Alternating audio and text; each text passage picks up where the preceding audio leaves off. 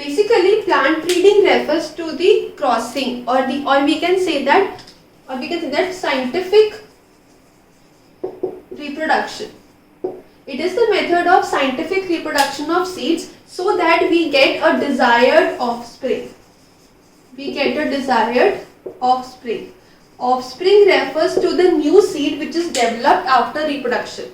Suppose I want to have a seed which have two main qualities, and the two main qualities are it should give high output and it should be disease free. Because I know both these qualities are not available in one seed, so I will use the hybridization method by which I get one seed in which I have both these qualities. So the method to do plant breeding is known as hybridization. So it refers to the process in which I am doing the cross breeding. It is known as cross breeding.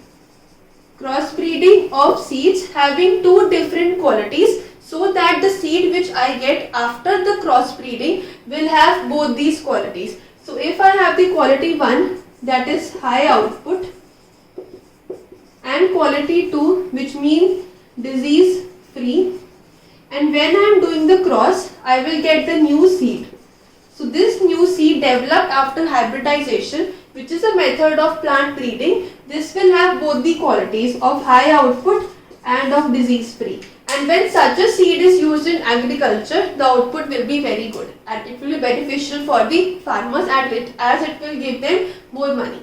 So this is the method of hybridization. Some of the farmers during the 1960s and 1980s shifted to green revolution, which refers to the production of rice and wheat on a very large scale. And then also during green revolution the farmer had chosen the hybrid seeds.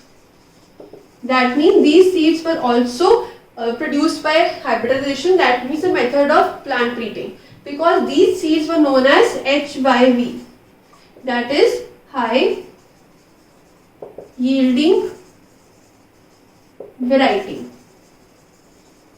So in a short span of time they could be produced on a very large scale, which was beneficial for a country like India, because at that time the population was so large and most of the people have started living under hunger. So that was the main step taken by government to have a green revolution in our country, to make it self-sufficient in food grains like wheat and rice. So at that time also the seeds which were introduced were known as hybrid seeds or the HYV seeds. Another important concept in this is the mixed cropping. Mixed cropping refers to growing of two different crops on the same field at the same time.